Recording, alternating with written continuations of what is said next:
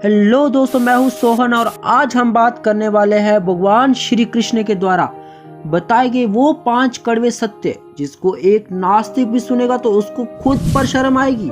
जी हाँ, आपने सही सुना। तो इस वीडियो को लास्ट तक देखिएगा क्योंकि इस वीडियो से आप बहुत सारी चीजें सीखने वाले हैं। तो चलिए हम शुरू करते हैं। तो आपको चलना होगा मेरे साथ द्वापर युग यानी कि पांडवों के युग में।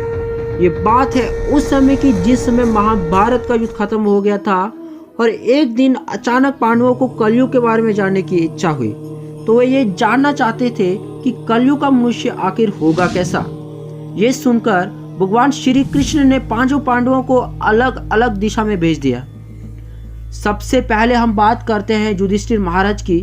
युधिष्ठिर महाराज जैसे भ्रमण कर रहे थे तो उन्होंने देखा 2 सूंड वाले हाथी को, और वहीं दूसरी तरफ भ्रमण कर रहे भीम ने देखा कि एक गाय ने एक बछड़े को जन्म दिया है और वो उस बछड़े को इतनी जोर से चाट रही थी कि उससे रक्त निकल रहा था। और तीसरी तरफ अर्जुन जिस चीज को देखकर आश्चर्यचकित रहे वो ऐसी थी कि एक पक्षी जिसके ऊपर कुछ श्लोक लिखे हुए थे और वो मनुष्य का मांस खा रहा था।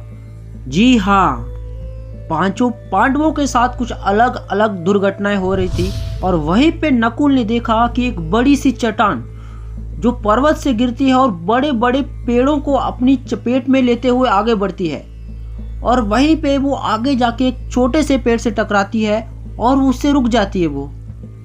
और सहदेव पहुंच गए एक ऐसी जगह पे जहाँ पे चारों तरफ कुएं थे जो पानी से भरे हुए थे और बीच का जो कुआं था जो सबसे गहरा था बट वो खाली था। और फिर 5 भाई मिलकर सब अपना अपना अनुभव बताते हैं जो उन्होंने पूरा दिन देखा था।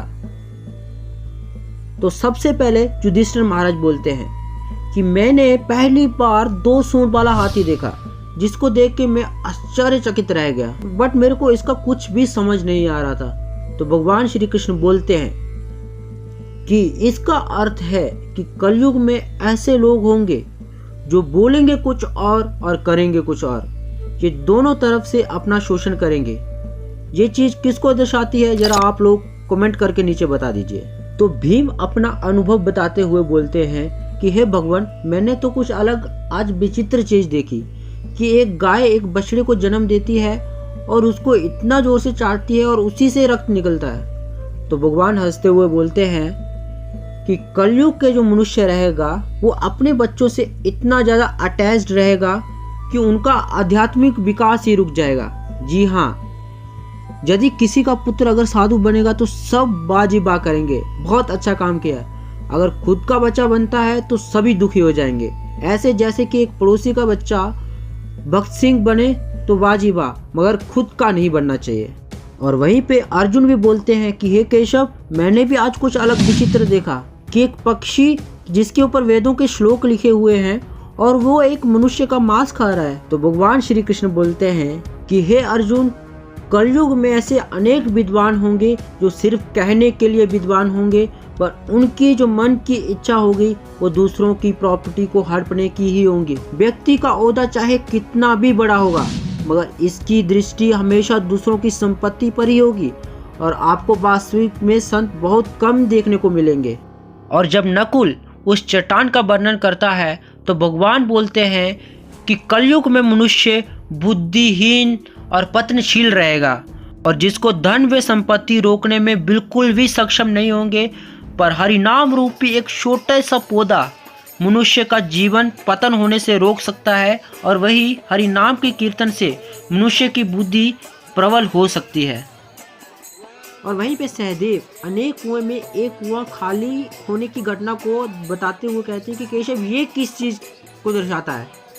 तो भगवान बताते हैं कि कलयुग का जो मनुष्य होगा वो अपनी इंद्र तृप्ति के लिए वो हर प्रयास करेगा, जैसे कि मदिरा पान, मांस भक्षण, अपने रिश्तेदारों पर बहुत धन खर्च करेगा, मगर वहीं किसी भूखे को देखकर उनकी सहायता करने की उनकी तनिक भी इच्छा नहीं होगी, जो कि आज हम देख भी सकते हैं प्रैक्टिकली।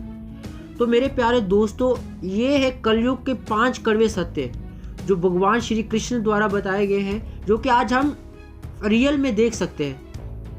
तो ऐसी वीडियो दोस्तों मैं हमेशा आपके लिए लाता रहूँगा।